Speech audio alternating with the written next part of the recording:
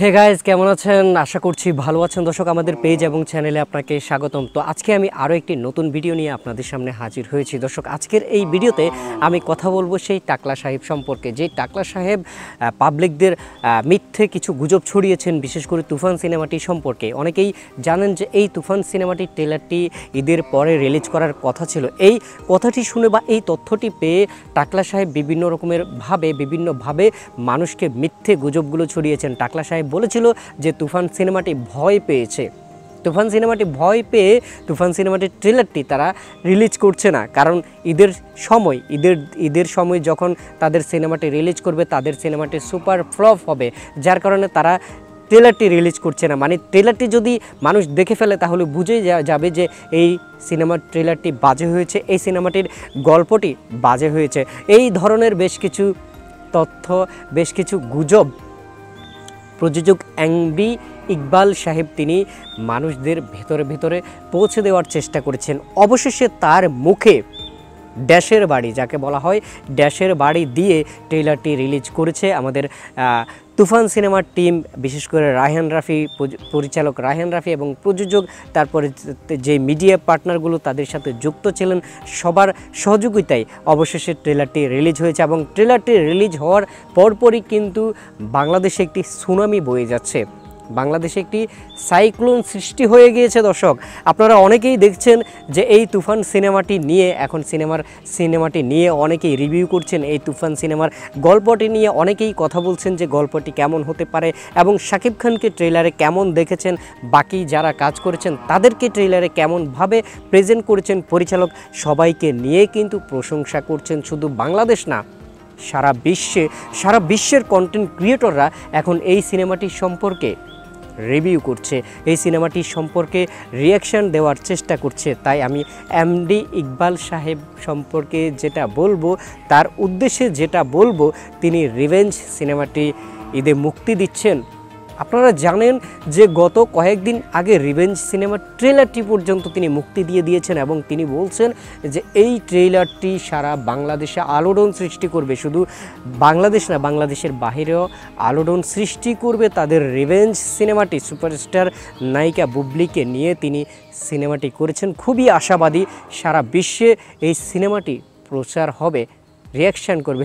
কিন্তু দুঃখের বিষয়, তার এই সিনেমাটি সম্পর্কে কেউই রিয়াকশান করেননি, তার এই সিনেমাটি সম্পর্কে কেউই রিভিউ করেননি।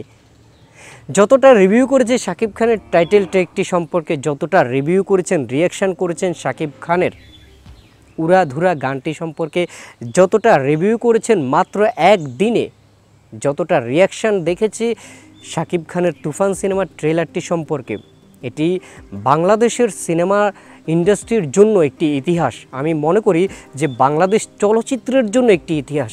বাংলাদেশ চলচ্চিত্রে এর আগে এমন কোনো সিনেমা নেই যে সিনেমাগুলো নিয়ে এতটা রিয়াকশান হয়েছে, যেই সিনেমাগুলো নিয়ে এতটা রিভিউ হয়েছে, যেই সিনেমাগুলোর গান, ট্রেলার, টাইটেল ট্র্যাক এতটা ভিউজ হয়েছে।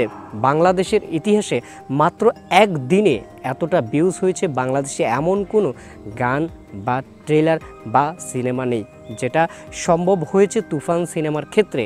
দর্শক, আমার কথাগুলোর সাথে আপনাদের মতামত কি অবশ্যই কমেন্ট করবেন, এবং ইকবাল সাহেবের সিনেমাটি দেখার অপেক্ষায় রইলাম। দেখা যাক ঈদে আসলে ইকবাল সাহেবের সিনেমার কারণে শাকিব খানের কয়টা হল নষ্ট হতে পারে, সেটা দেখার জন্য আমরা অপেক্ষায় রয়েছি।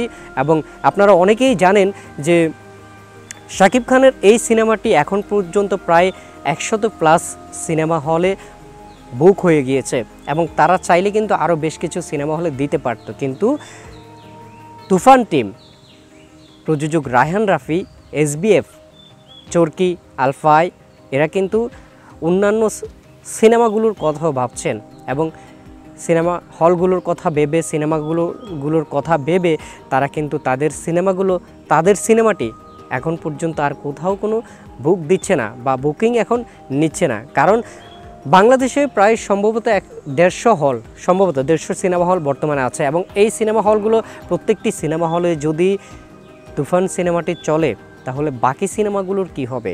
ডার্ক ওয়ার্ল্ড নামের একটি সিনেমা রিলিজ হয়েছে, আপনারা দেখেছেন। তারপরে এমডি ইকবালের রিভেঞ্জ সিনেমাটি রিলিজ হয়েছে, ময়ূরাক্ষী নামের একটি সিনেমা রিলিজ হয়েছে, তারপরে পূজাশ্রীর আরও একটি সিনেমা রিলিজ হতে যাচ্ছে। তো সব মিলিয়ে আসলে এই সিনেমাগুলোর কথাও কিন্তু ভাবতে হবে, যার কারণে শাকিব খানের তুফান সিনেমাটি আপাতত অন্য কোনো সিনেমা হলে বুকিং নিচ্ছে না বা দিচ্ছে না। তো এই বিষয়টিও কিন্তু আপনাদেরকে অবশ্যই বুঝতে হবে যে শাকিব খানের সাথে যারা কাজ করে তাদেরও কিন্তু যেই মেধা, যেই জ্ঞান বা তারা অন্য চলচ্চিত্রের জন্য ভাবে, তারা শুধু তাদের নিজের সিনেমার জন্য না, চলচ্চিত্রের জন্য ভাবে। ভালো থাকবেন, সুস্থ থাকবেন, আল্লাহ হাফেজ।